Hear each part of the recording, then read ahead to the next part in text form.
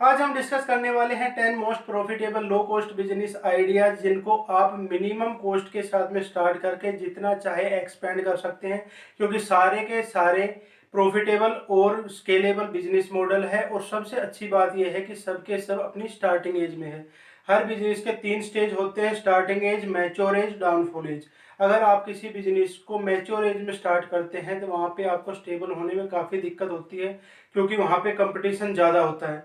और अगर किसी बिजनेस को आप डाउनफॉल एज में अडॉप्ट करते हैं तो वहाँ पे आपको सिर्फ लॉस ही लॉस होता है, क्योंकि वहाँ पे प्रोडक्ट की डिमांड घटती जाती है डे बाय डे और कंपटीशन ज़्यादा होता है। तो वहाँ पे स्टेबल होना काफ़ी मुश्किल हो जाता है। आपने काफ़ी लोगों को कहते हुए सुना होगा कि मैंने ये बिजनेस किया था लेकिन मुझे लॉस हो गया, मेरी सारी की सारी पूंजी खत्म हो गई। अगर आप उस आदमी से पूछेंगे कि ऐसा क्यों हुआ तो वो बोलेंगे कि पता नहीं क्यों हुआ, मेरे दोस्तों ने ये काम किया था, उन्होंने तो काफ़ी अच्छे पैसे बनाए हैं, काफ़ी अमीर हो गए ये काम करके, लेकिन मेरी ही किस्मत खराब थी। तो आपको क्या लगता है, क्या उसकी किस्मत खराब थी? ऐसा नहीं है, उसकी किस्मत का दोष नहीं है, ये उनके अडॉप्ट करने के टाइम पे डिपेंड करता है कि उन्होंने इस बिजनेस को स्टार्ट कब किया। हो सकता है उनके दोस्तों ने स्टार्टिंग एज में स्टार्ट किया हो और इन्होंने जब स्टार्ट किया तो उस टाइम पे उसकी डाउनफॉल एज स्टार्ट हो गई हो, तो वहाँ पे कंपटीशन ज़्यादा था और डिमांड घटने लगी थी, इसलिए इनको लॉस हो गया। हम लोग बिजनेस करते कैसे, हमने देखा कि हमारे पड़ोसी ने ये काम किया था, उसने तो भाई बहुत पैसे कमा लिए, काफ़ी अमीर हो गया, तो हम भी ये काम कर लेते हैं। लेकिन ऐसा नहीं होता है। कोई भी काम आपको अपने इंटरेस्ट के हिसाब से और उसकी अडोप्शन कर्व को समझ के करना चाहिए, उसकी मार्केट नीड को समझते हुए करना चाहिए, तभी आप सक्सेस हो सकते हैं। तो यहाँ पर हम आप लोगों के लिए 10 ऐसे बिजनेस आइडियाज़ लेके आए हैं जो स्टार्टिंग एज में है और काफ़ी कम पूंजी लगा के आप उनको स्टार्ट कर सकते हैं। तो चलो स्टार्ट करते हैं। और स्टार्ट करने से पहले मेरी आपसे रिक्वेस्ट है कि वीडियो को लाइक और चैनल को सब्सक्राइब जरूर कर दीजिए। आज का हमारा पहला बिजनेस मॉडल है सोलर एनर्जी। एनर्जी की डिमांड डे बाय डे बढ़ती जा रही है और इस डिमांड को पूरा करने के लिए काफ़ी सारे इनोवेशन हुए हैं और आगे भी होते रहेंगे, जिनमें सोलर एनर्जी का इनोवेशन अपने आप में एक क्रांतिकारी इनोवेशन है, जिसको लोगों ने काफ़ी ज़्यादा पसंद किया है और काफ़ी स्पीड से इसको अडॉप्ट भी करते जा रहे हैं। साथ में सरकार भी इसको प्रोत्साहन देने के लिए सब्सिडी देती है। तो इस बिजनेस में अगर आपको इंटरेस्ट है तो आप अलग अलग तरीके से इसको कर सकते हैं। जैसे आप इसकी मैन्युफैक्चरिंग यूनिट लगा सकते हैं। अगर आप मैन्युफैक्चरिंग के चक्कर में नहीं पड़ना चाहते हैं तो कोई बात नहीं, आप डीलर बन सकते हैं, डिस्ट्रीब्यूटर बन सकते हैं। और अगर आप बोलते हैं कि मेरे पास बिल्कुल पैसे नहीं है लगाने के लिए, तो आप इसके इंस्टॉलर बन सकते हैं। आप जितनी यूनिट बेचेंगे, जितनी यूनिट इंस्टॉल करेंगे, उसके हिसाब से आपको कमीशन आता जाएगा और एक अच्छी इनकम आप यहाँ से निकाल सकते हैं। अगला हमारा बिजनेस आइडिया आता है इंटीरियर डेकोरेशन।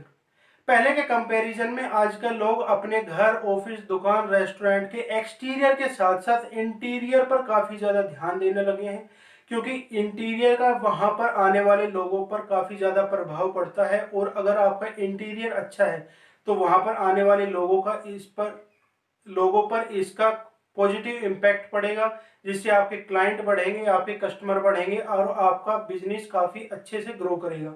अब ये काम हर आदमी अपने आप तो कर नहीं सकता, इसलिए इसके लिए इंटीरियर डेकोरेटर को हायर किया जाता है या फिर किसी कंपनी को इसका कॉन्ट्रैक्ट दिया जाता है, और यहीं से हमारे लिए एक बिजनेस अपॉर्चुनिटी निकल के आती है इंटीरियर डेकोरेटर बनने की।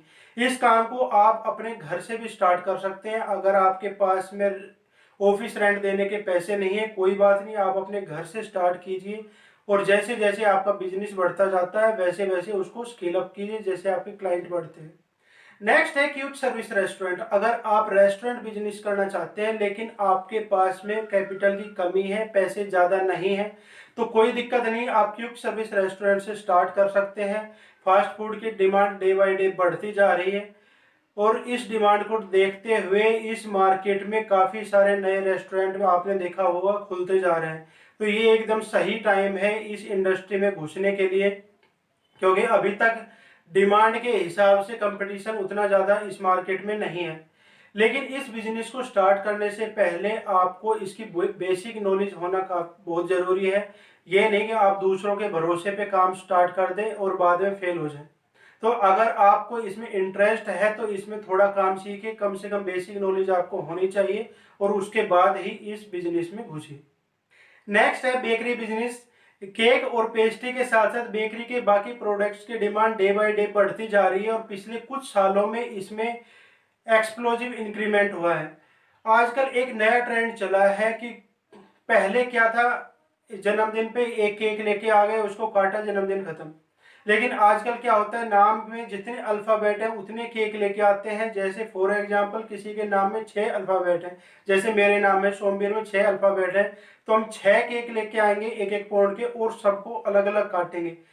तो इससे केक्स की डिमांड और सेल दोनों बढ़ गई है और इस इंडस्ट्री में काफ़ी उछाल आया है और आगे आने वाले टाइम में उम्मीद है कि ये इंडस्ट्री काफ़ी ज़्यादा ग्रो करने वाली है और साथ में इसमें प्रॉफिट मार्जिन सबसे ज़्यादा है। तो अगर आप इस बिजनेस में इंटरेस्टेड है तो आप एकदम मिनिमम बजट से अपने घर से भी इसको स्टार्ट कर सकते हैं। अब नेक्स्ट आता है चॉकलेट बिजनेस।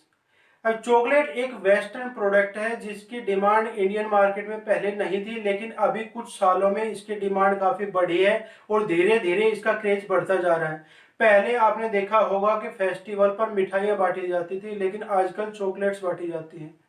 तो अगर आपको चॉकलेट बनानी आती है या अगर नहीं भी आती है तो आप इसको सीख सकते हैं इजीली, कोई दिक्कत नहीं है। लेकिन आप थोड़े से क्रिएटिव होना ज़रूरी है इसमें। अगर आप अलग अलग डिज़ाइन की चॉकलेट बना सकते हैं, थोड़ी अच्छी सी पैकिंग कर सकते हैं, तो आपकी चॉकलेट्स की डिमांड मार्केट में ज़्यादा रहेगी और एक आप अच्छी कमाई यहाँ से निकाल सकते हैं।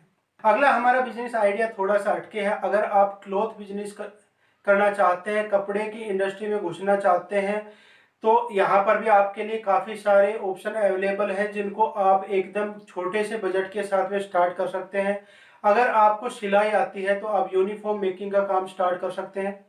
इसमें आपको सिर्फ मेहनत करनी है ऑर्डर लेके आने में, और अगर आप अपना ऑर्डर अच्छी क्वालिटी के साथ और टाइम पे डिलीवर करते हैं तो आगे आपको ऑर्डर लेने में दिक्कत नहीं होगी और आपका बिजनेस डे बाय डे बढ़ता जाएगा। अगर आप ये काम नहीं कर सकते तो कोई दिक्कत नहीं है, और भी काफ़ी सारे ऑप्शन आपके लिए अवेलेबल हैं। जैसे आप टी शर्ट प्रिंटिंग का काम कर सकते हैं, साड़ी प्रिंटिंग का काम कर सकते हैं, लॉन्ड्री या ड्राई क्लीनिंग का काम कर सकते हैं, आप टेलरिंग का काम कर सकते हैं, सॉफ्ट टॉयज मेकिंग का काम कर सकते हैं, जैसे टेडी बियर होते हैं इनको बनाने का काम आप कर सकते हैं। तो काफ़ी सारे ऑप्शन अवेलेबल है इसमें जिनको आप मिनिमम कॉस्ट के साथ में स्टार्ट कर सकते हैं, बस आपका इंटरेस्ट इसमें होना चाहिए। अब अगला बिजनेस मॉडल आता है टॉय मैन्युफैक्चरिंग का। आपने देखा होगा कि पहले की कंपैरिजन में आज के टाइम में टॉयज की डिमांड काफ़ी ज़्यादा बढ़ गई है। ऐसा क्यों हुआ?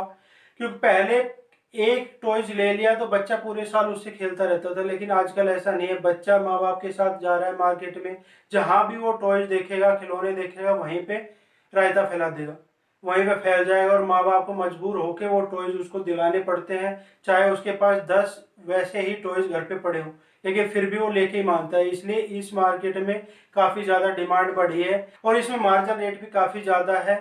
और इस इंडस्ट्री को भी आप अपने घर से स्टार्ट कर सकते हैं। आप अपने छोटे से कमरे में एक मैन्युफैक्चरिंग यूनिट लगा के इस काम को स्टार्ट कर सकते हैं और अच्छी इनकम यहाँ से आपके निकल के आ सकती है। अब नेक्स्ट है ब्लॉगिंग।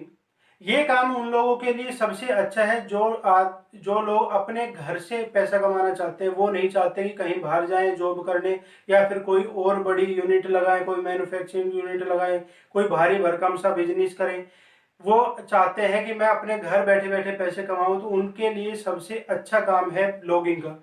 लेकिन शर्त यह है कि आपको आपकी राइटिंग स्किल्स अच्छी होनी चाहिए, आपको राइटिंग में इंटरेस्ट होना चाहिए, क्योंकि आपको अपने ब्लॉग को फर्स्ट पेज पर लेके जाना होता है और फर्स्ट पेज पे आपका ब्लॉग, आपकी वेबसाइट तभी जाएगी जब आपके कंटेंट में दम होगा, लोग उसको पसंद करेंगे, तभी गूगल उसको फर्स्ट पेज पर लेके जाता है और वहीं से आपकी कमाई स्टार्ट होती है। जब तक आप फर्स्ट पेज पर नहीं जाते तब तक आपकी कमाई होती नहीं। और अगर आप ये काम करना चाहते हैं तो आप हमारी आने वाली वीडियो जरूर देखें, क्योंकि उसमें हम ब्लॉगिंग के A to Z पूरी इंफॉर्मेशन देने वाले हैं। इसको कैसे स्टार्ट करें, कहाँ तक स्केल अप कर सकते हैं, कैसे पैसे बनाए जाते हैं, इसमें पूरी जानकारी हम उसमें आपको अवेलेबल कराएंगे।